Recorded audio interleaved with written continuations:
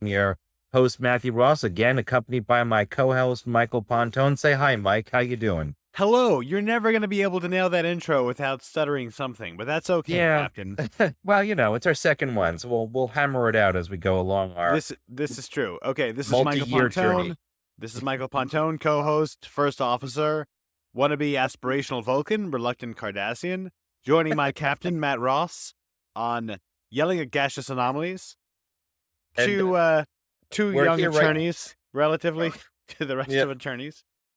we are here looking at the second broadcast episode of Star Trek: The Original Series, Charlie X, or what I like to call the teenage drama, or as they call it, the adolescence episode. It's a very what I would call creepy story. It takes place where the Enterprise picks up someone who had been trapped on a planet for many a year, a 17-year-old, and it starts off with our in the enhanced version, a brand new CGI version of the SS Centauri. Not a starship, but a scout ship dropping off a young Charles Evans, played by Robert Walker Jr. Uh, Captain, I have to point out that they didn't note it not as a scout ship, but a transport ship. that's true. It is a transport ship. Kirk calls it a scout ship later. This is actually one of my favorite episodes because Really? I think it has a lot to deal with growing up and a person dealing with various different episodes of their life. But what was your general impression of this show when you first saw it? I dug it. Generally, it again. I'm shocked as a person who's very new to the original series to see how many echoes of things and common concepts and common themes of TNG and DS9 and Voyager that were already being established, 60 years ago. I do have a bunch of notes here, starting from the beginning. Unlike last time, I'm trying to be a little bit more organized. Firstly, cargo vessel. It's the first time we're seeing a different Federation ship. I like that they're nailing the design already, the two nacelles on the bridge, even though it's completely different. Seeing different Federation ships that have very, very unique designs, but still have the commonality of the two nacelles on the bridge is going to be something that us as Star Trek fans see for many, many decades. But you're telling me that in the original release, we don't see that ship. There's not an exterior. No, there isn't. And also, it's not even the Federation. It's called USPA or USPA, the United Earth Space Probe Agency, which we actually don't get to know about until later. They haven't really nailed out what is this group that we're dealing with. It's not the Federation or Starfleet per se. It's the It's like United the Earth. Merchant Marines. Yeah, they're still new with this, so that both the show and the writers, so they're trying to figure out as they are going along. But what is neat is you can take a look when that other transport ship comes on. They're not wearing the same insignia. They look slightly harried and nervous and happy to get rid of that teenage guy. Which I could say having an almost teenager, I can understand why getting some, or actually, I do have a teenager. Why some people would be nervous having a teenager on their ship. No, I love my son a lot, Aaron. But it's interesting, and it starts off right away where we meet Yeoman Rand. Are you a girl, or is that a Yeah. girl? Yeah, she's definitely a girl. I'll tell you that much. With her chessboard or checkerboard hair wig, it's pretty funny to see that. By the way, Yeah, interesting. So again, I'm brand new to the series. I didn't realize that Yeoman Rand was going to be such a major part of the first few episodes. I had seen Lieutenant Rand the character. I knew that she was from the original series in from the little lingering shots that we saw in the TOS movies. She's of hmm course in Undiscovered Country. She's part of Sulu's bridge team on the Excelsior. And randomly, she's at the Federation headquarters in Star Trek 3. I mean, sorry, 4, that's Voyage true. Home. But apparently, she's got a bigger role in Search for Spock, which I have to admit is probably the one movie that I've seen the least of. So I don't know Yeah, that one like the back of my hand. she actually is watching the Enterprise coming in, shaking her head. Yeah, but she was supposed to originally have a thing with Captain Kirk. Later we can talk when we get to that. That's a different issue. But in this one, she is the captain's yeoman, a secretary, basically of the commanding officer over there. And That but actually comes up later. But it's I'm interesting that we have this kid or 17-year-old stuck on a planet for many a years as a sole survivor of a crashed cargo vessel, and his only contact is the ship's computers talking to him. And then, very suspiciously, as McCoy asks him in sickbay, "How did you survive when the ship's food stores ran out?" And he says, "Ah, I found things. That should have already been a first concern." And so was also the Antares. Antares quickly trying to run away, going like, "Yeah, yeah, we got to go." Even though the Enterprise has a lot more stores and things, you would think a small vessel would be interested in taking, like, as Captain Kirk offers. "You want entertainment videos? We got the latest stuff. Or you want some booze? Sorry and brandy?" Went, "No, no, no, we're good." And they quickly run away, which is a little bit strange. Usually, people would trade stuff just because they're so far out in space. What Right. was your thinking of that? Did you have an inkling that there was something wrong other than that is the name of the character is Charlie and this guy comes on? Or Well, yeah, I mean, a gaggle of different things. Obviously, he's not right. Obviously, those guys want to get out of there. Seeing, again, interesting writing. Like, you know, obviously things don't get as bad as they do on the Enterprise when they're on the transport ship. They just kind of get weirded out by the guy. I doubt that the guy starts making people disappear or blanking their faces or something. When I heard the food thing, the food rations, I did think there was just going to be a straight cannibalism twist. Like there was going to be, something out of like Firefly with the Berserker, um, uh, uh, oh yeah, spacefaring Ravagers. I with the can't remember what their name Ravagers, is. right? But Yeah, the Reavers, right? the Eating Reavers, right. flesh. Yeah, I thought that right. secretly he was just going to turn out to be like a serial killer or something. Yeah, a couple I of think different he's worse. things.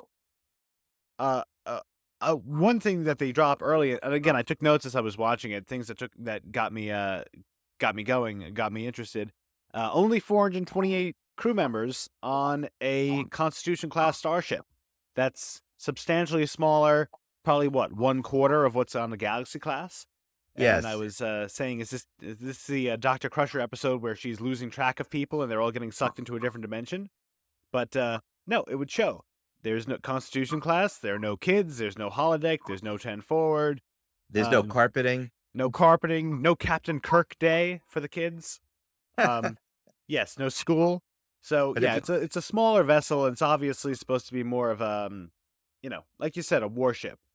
it's not into a warship. It's more of a working class vessel. I mean, you see it as Charlie's walking through, you see like some guy hiring people walking in that they were going through and picking up various it's basically they're working through their workday, an actual Right. ship and fleet doing stuff.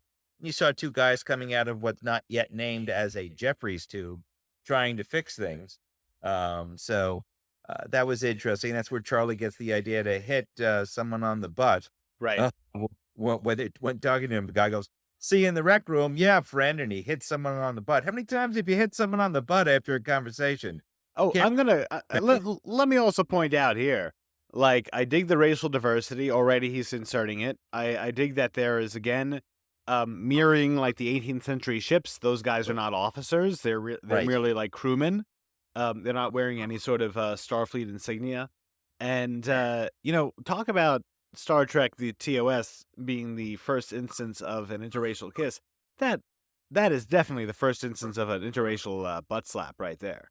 I mean, when's the last time when in television history did you sooner see a white man slap a black man on the ass? I can't really put my finger on that one, nor do I want to, but I'll let you do the research to tell our listeners about that later. All But did right, that's it. I'm taking off of work. I'm delving deep into this history of black, white ass slapping in media. Oh, well, while you're doing that, what's interesting is how obsessed Charlie is with Yeoman Rand. Grace Lee Whitney is actually uh, older than him in the show. I 36 years think old. 26, but he's actually 17. Neither of them are those ages. Um, She but was 36 when they filmed this. but that's what's it, and he's 26. But She's a damn good-looking 36 for 1966, man. I thought that people who were 36 in 1966 looked like they were 50. I had met her at several conventions. She was actually very nice all the time, and did say about that checkerboard headpiece was rather heavy. But I like the fact that he gives her something from the ship's stores. So this is pre-replicators. Right. He hands her something and goes like, "Isn't this your favorite perfume?" "Yes. How'd you know?" That's also should also be an issue at that point as well. Yeah. Um, and You can see already there's that puppy love. Since we were both teenage males, I'm sure you had some sort of Oh, youthful yes. obsession. We all can relate to that in some way. Although But it oddly, I have to say, I was always distinctly not attracted, even as a hormonal young man, to any of the crew of TNG. They were all pretty tame. Well, in TOS, I mean, the short skirts help, but yeah, I think Yeoman Rand's actually quite pretty, and so Oh, is yes. Laura. Oh, no. TOS, that's something else. In fact, leads me to my next point here. We go to, not 10 forward, Rec Room 6 or whatever. Mhm. And just like last episode, there's a lot more flirting between Uhura and Spock. And Spock even cracks a smile, which, already shows that a nice choice by Leonard Nimoy, showing that he was playing the character not as a character with no emotion, as a character that suppresses their emotions. I don't And he think was, it's flirting. I had to do, I think she was actually in the original script. She was supposed to be making fun of Mr. Spock. So I think the song that she's singing, talking about the man with Satan's guys, which is the line in the song. Um, I don't know if that's necessary flirting, although the song does make it seem like you better watch yourself, ladies, around this guy. well, yeah, and also that speaks to something I read, years ago that um the Vulcan design was originally supposed to be demonic. He's supposed to have Mhm. red skin and raised eyebrows and pointed ears, kind of like a demon without the horns. And they lost the red skin for, I think, censorship purposes, but they kept the pointy ears. So I don't know. Maybe that Satan song was a holdover when he was supposed to look more like Satan. But was also she's got a nice set of pipes. That is Nichelle Nichols singing. But if you think back to, I believe, the Man Trap, that's also her singing as Nancy's the wife, the salt sucker coming in. They just dubbed it on in. Ah, She had a nice song voice, and then Charlie realizes he's the butt of the jokes, and as he's trying to flirt with Janice, he eye rolls them into silence, which is interesting. And it began to remind me of a Twilight Zone episode. It's a Good Life. oh, of course. Oh, I saw a Good Life Billy Mooney all over this. I mean, to the point where I actually went and looked at the wiki page to see if any of these folks had indeed written for or worked on the Twilight Zone, because Twilight Zone would have been about 6 years before. And no, it didn't. However, I did see that I think the writer of the episode, who was a lady, am I getting that right? Was it a writer or the director? No, it was the writer of the episode. She was quite young. She was 25 when she wrote it, which means that during her formative years, when she was thinking about being a writer, probably as a teenager, she probably tuned in and saw It's a Good Life, the Twilight Zone episode with Billy Mooney, where he's very similar to Charlie X here. Well, you're talking about DC Fontana, who was originally Gene Roddenberry's secretary, and then became one of the preeminent forces in Star Trek. By the way, Gene Roddenberry also, just as you pointed it out, as I did as well, he appears in this episode by voice as the chief. Chief of what? Who knows? I guess the mess. Charlie also able to change his meatloaf into actual turkeys, because this is taking place during American Thanksgiving back on Earth. Mm. Again, the ship is essentially part of the United States Navy in space, so that's what it's based on slightly, down to the name. But they're talking about what they're going to have for dinner. Charlie transforms the dinner into Actual turkeys. and in the meantime, they're going on. What the heck's going on with that? They Yeah. have no idea what the issue is. Yeah. Although And they're all being very professional and very Starfleet about the whole thing. right, or US but ish, whatever they want to be called at that time. Right. But they're beginning to get some weird vibes as it's going on. Actually, I think it's right before that scene, Charlie decide to ask Captain Kirk, why shouldn't he hit women on the butt? And Oh yeah. Kirk can't give him a really clear answer, but he does say there's no right way to hit a woman. Among men, it's a different thing. You understand? He's like, not really. But not only that, let me say, later on in the episode, Kirk is giving him some very good advice about women, about just being like, hey, just be yourself, chill out, let things happen as they will. If something's going to develop, it will. If something's not going to develop, it won't. Just basically be yourself. Which I have to say, again, this is my first real experience to see Kirk as an everyday captain. Like, Picard would have been stumbling all over himself. You try to go to him, if some kid went to him for advice about women, he'd be like, yeah, sing to them, goodbye. Well, if you'll also notice is that Kirk tries to pawn off the duty onto McCoy, and Right. McCoy says, "No, no, it's all on you. You're like the father figure that he's looking for." Yeah. And I think the character actually does a pretty good job. But it's at this point that I believe, we get a distress signal from the Antares. Oh, Which, yeah. And wait, hold on. Before we go to that, I just sure, wanted to quickly touch base. Ripples through Star Trek history. I had here, I remember it reminded me of the Data's episode with the hero worship where the kid tried to be like him. mhm, Um, it also reminded me of the Jem Hadar kid on DS9. When they yeah, get the adolescent yes, Jem Hadar. right. Where And he grows like in like 20 seconds, right? That's correct. Yeah. but I think Charlie has more of a human allegory of how we all deal with turning teenage and dealing with our emotions, except as later, as it's pointed out by Spock, is that you've got someone with the attempt to be an adult with teenage hormones running through him, and with the power to do away with anyone who he dislikes. And Uh, that's another thing. The like you could just see Gene Roddenberry recycling ideas later on. Because for mhm. a second, I was like, "Is this kid a secret Q? Like, are these the people who gave him the powers? Like, The is this it?" Thathians. I mean, obviously, it's proto Q. And isn't I heard tell from our good friends at Red Letter Media, Mike Stulcasa, they're watching their Star Trek trivia episode. There's like another QS character later on, right? He has his Yes, power behind a you'll see mirror. it. Yeah, that's later. Yeah, that's talking about Trelane, but we're a ways away from that, No, sort I of. know, but it's interesting that Gene Roddenberry obviously is like, ooh, wouldn't it be fun to have a character who's completely omnipotent? Yes. Yes, we run into this several times. It's a theme, also it's a theme in science fiction in general, with the omnipotent godlike creatures testing humans. But in this one, you've got some guy, president, who's been given godlike powers. He just doesn't know how to govern them and control them. Right. Kirk does at this point try and take Charlie and have him chill out by taking him to exercise. What'd you think of that exercise Oh room with God, sweet ass Federation gi. I loved it. I loved him practicing his jujitsu, like the Kirk tumble, and using the moves that he would use on the Gorn. It's fantastic. Again, as a noob, like of course I know that I've seen Kirk do tumble moves and flipping a guy over his shoulder during a fight, and I just never thought that I would see him practicing that in the show, and just in general.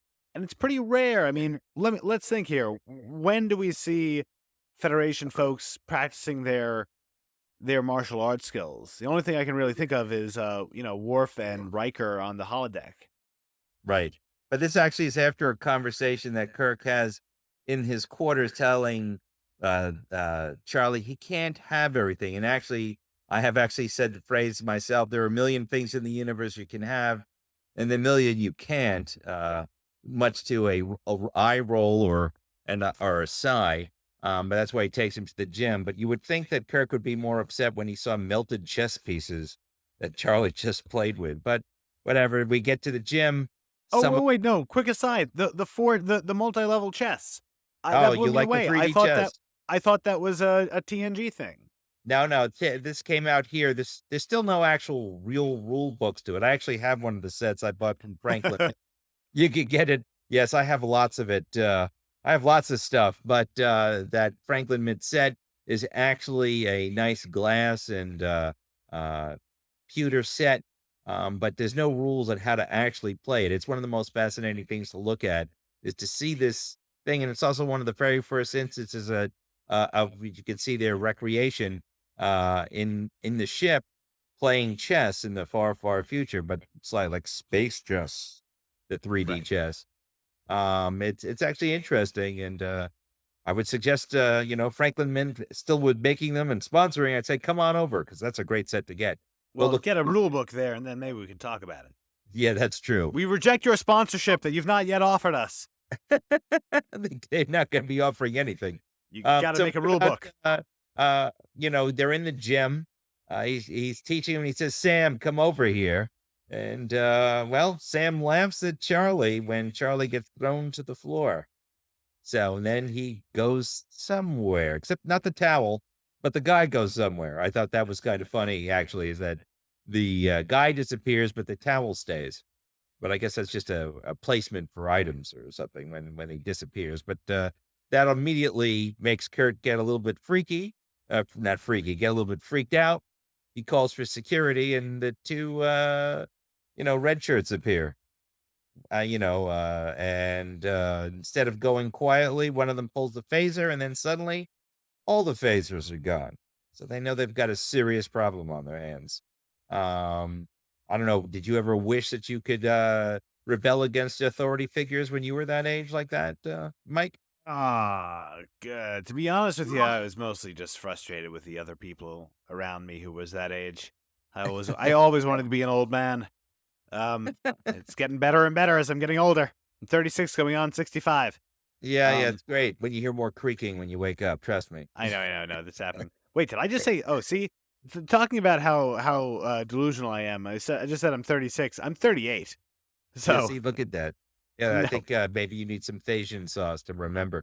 right. Uh, Oh yeah. By the way, sorry and Brandy talking about no replicators and noticeably no Scotty, no Chekhov, not even Sulu in this episode. But no Synthahol either. They got real booze, huh? Yeah, they have real booze all the way through. It's a current theme. You'll see McCoy having hard liquor all the way through. It's interesting how in this version of Star Trek, people are more apt to have vices. They're not perfect paragons of human goodness.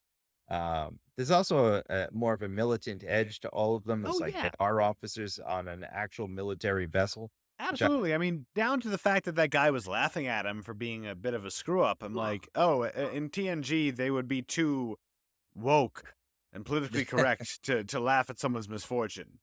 Oh, I don't know about woke. I'd probably be more like say like, "Oh, it's okay. Try again, Wesley." Oh wait, wrong character. But Charlie here, Charles Evans, he's clearly a danger. I mean, Kirk, Spock, and McCoy are like, "What the hell are we going to do here?" They have him come to the briefing room and they call him out on it. Did you destroy the Antares? Yeah, I did.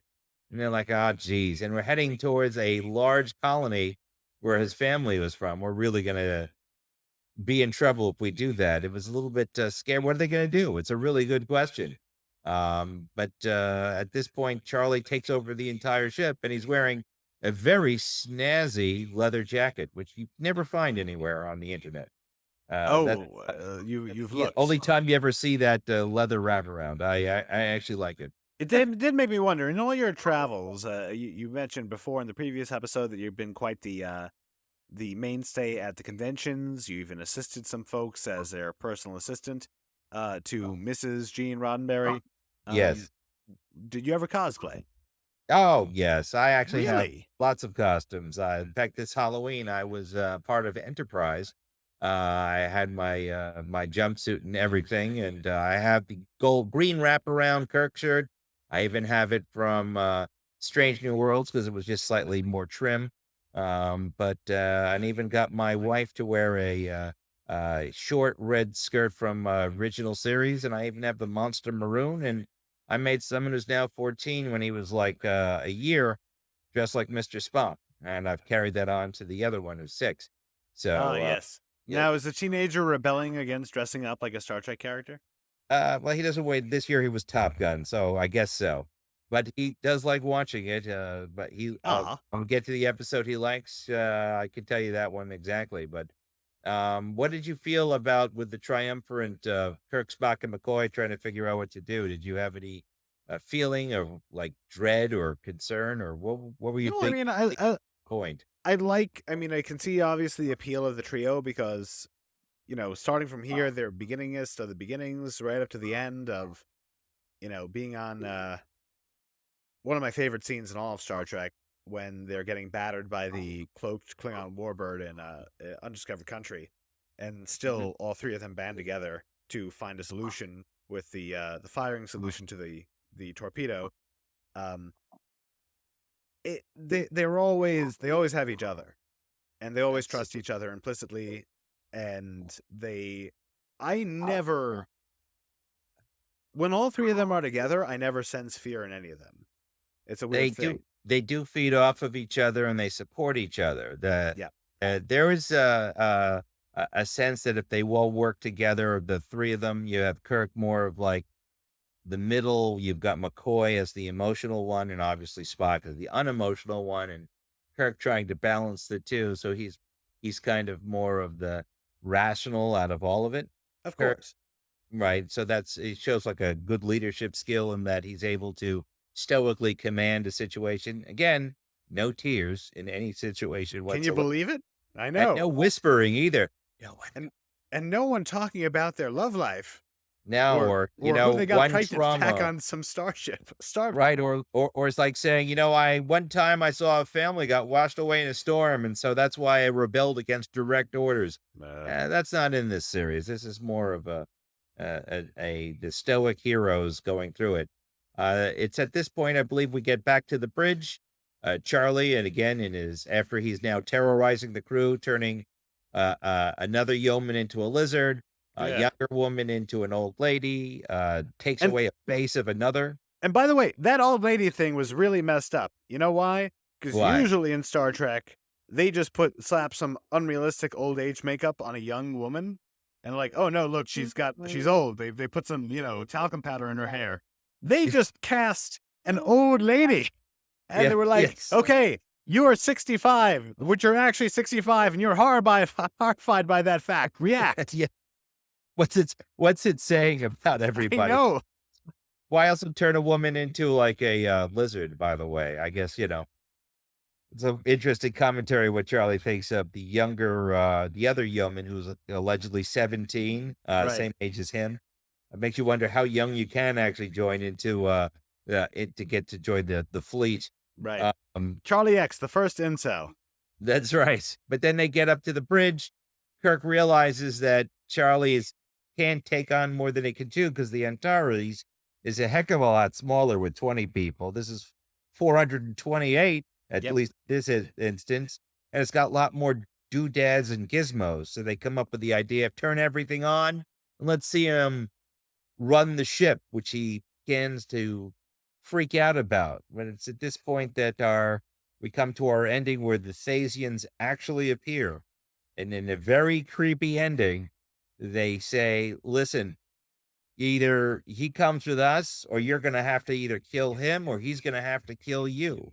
Yep. Uh, and it actually stops Kirk from punching him in the face, but punching Charlie in the face. But that last scene is what always sticks with me, where he's just standing there saying, I want to stay, stay, stay.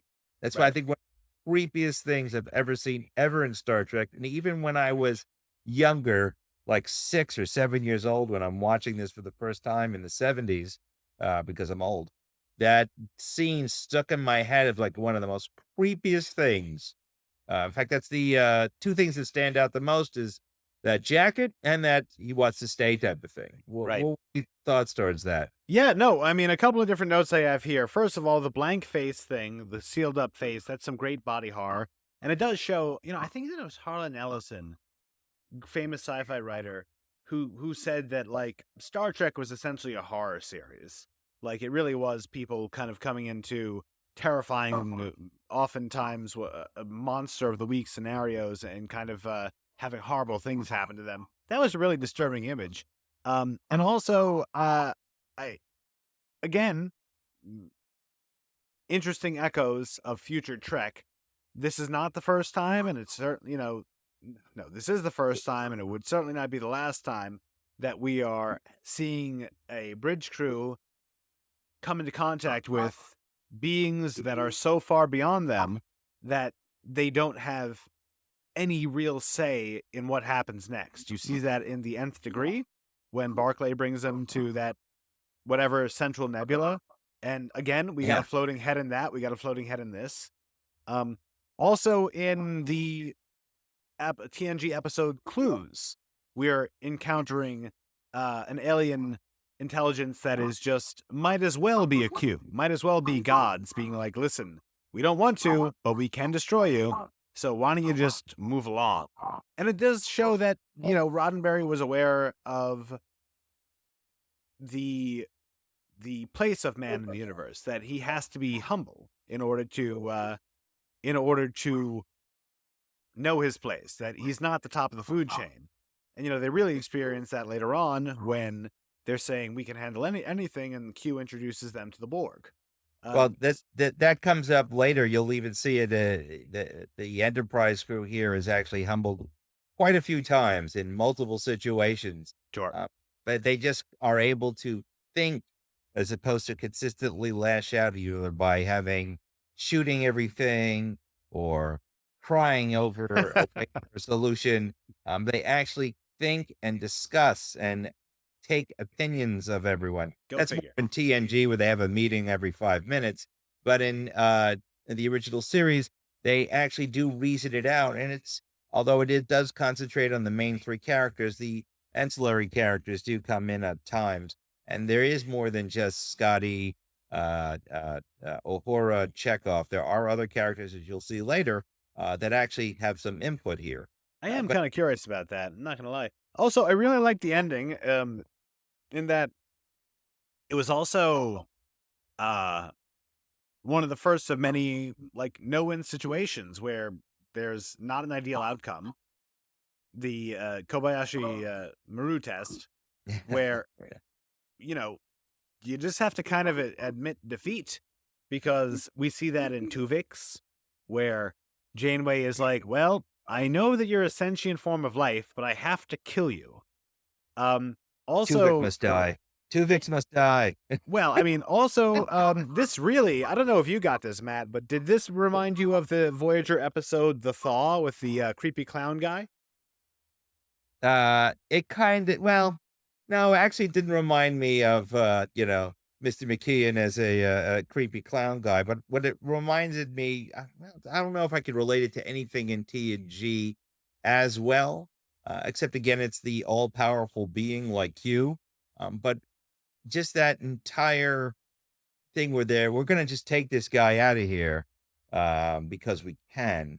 And, sorry about all the terror and the death of 20 other people and ruining taking away all your weapons and so forth. But everything's okay now. I thought that everyone was restored. Well, that's what they say. Did we see Sam come back? No, I didn't get a vibe that they Towel? lost a bunch of people on this one. Yeah, and by the way, interesting stuff so far. I would, if I was a critic, I'd say, well, you just basically had two episodes back to back that were very similar to each other. They were both threat comes on the ship. Threat seems innocent at first. Threat slowly escalates and becomes a bigger threat, and eventually they find out what exactly is going on, and then the threat's removed, being the salt Well, monster. that's the basic premise of every adventure show. So, but it's interesting about how, like you were saying, like it kind of just ends and there's no real, there's no happy ending here. It Right. just ends. Well, I guess you could say it's happy in the fact that they're still all alive, because that's one of the things that Kirk realizes is that, even if we do what he says, he's gonna just kill us all because he wants to. It's a little bit disturbing, and at least when they at least fly away knowing they're alive. But what of poor Charlie? That's a No, good that's a really interesting question. Like, I've never seen an outcome like that where it's like, well, he's not getting killed and he's not even getting imprisoned.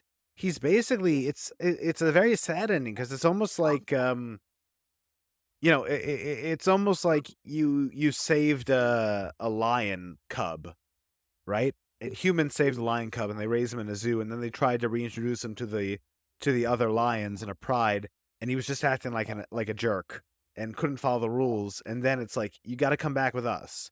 I know you don't want to. I know it's unnatural, but you're not meant for anything anymore. You're a man between multiple worlds. I'm kind of curious. I mean, that would be an amazing thing for, Strange New Worlds or Lower Well, Deck, they won't do something. that. You have to be creative to do that, Mike. Well, I mean, it would be a really interesting sequel episode to be like, hey, whatever happened to Charlie X? Because it could be 1,000 years in the future.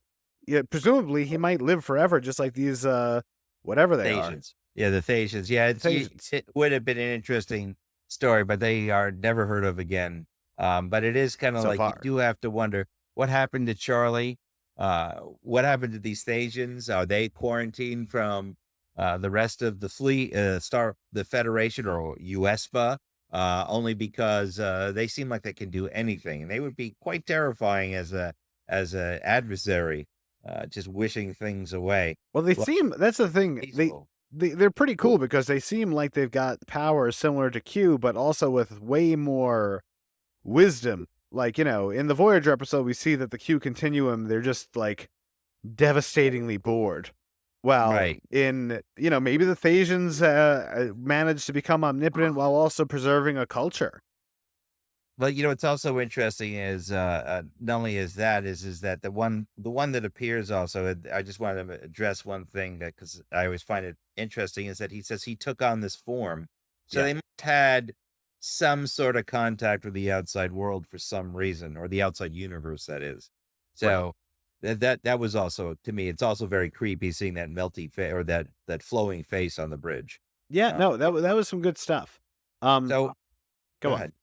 I was just gonna say, overall, I enjoyed this episode. Did you enjoy it? Are you excited to see the next one? Yes, I am. That being said, I listen, I enjoyed this a lot, right? I Mhm. dug it. It was very, very similar in terms of structure to the previous episode. And I remember what you said last time, that it was aired in an order that Gene Roddenberry did not intend. So I am curious if, basically he would not have put such a similar episode one after the other. But don't tell me anything else, because I want to see if the third episode is the same as the first two. Well, the third episode is actually supposed to be the premiere episode. It's Where No Man Has Gone Before, and I look forward to seeing it with you. And I hope the rest of you can find time to Wait, join us on Yelling at Gaseous Anomalies and hold, share and subscribe and all that stuff. And we can wait, see you on the next episode. don't end this yet. Hold on, I got questions. Is Oh, this wait, the- he's got questions. Go ahead. is this the one with the guy with a character named John Harrison? I'm sorry, what about John Harrison? That one who was like Khan Noonien Singh in the second JJ movie? Does this third episode have a character named John Harrison in it? I don't believe it has an episode, a guy named Okay. John Harrison Then in it. You have to watch it and see. Disregard. Also, you did mention that you had a Strange New Worlds costume, which is Yes. bizarre. I never would have thought that my Captain Matt Ross would have deigned. So I'm just going to see if you can finish this line, okay? I'm going to give it to you. You could try. I have to give credit when due. You'll have to stop. You're going into the singing Strange New Worlds episode. Come on, can you not finish that line? Now I really can't because I dislike that episode. And if I make Captain, it'll be thanks to all of you. Yeah, That was I just bought the shirt because it was on sale at AliExpress. So Okay. Well, I'm just telling you. it. Listen, that episode, not bad. I'm a Not, sucker for not musical according to stuff. me. But anyway, it was a lot of fun talking with you again on this. And, Same. we're going to see where no man has gone before in our next episode. Yes. You all join us then. Same bad time, same bad channel. That's right. And join us next time at Yelling at Gaseous Anomalies. Yes, See sir. you. Bye, sir.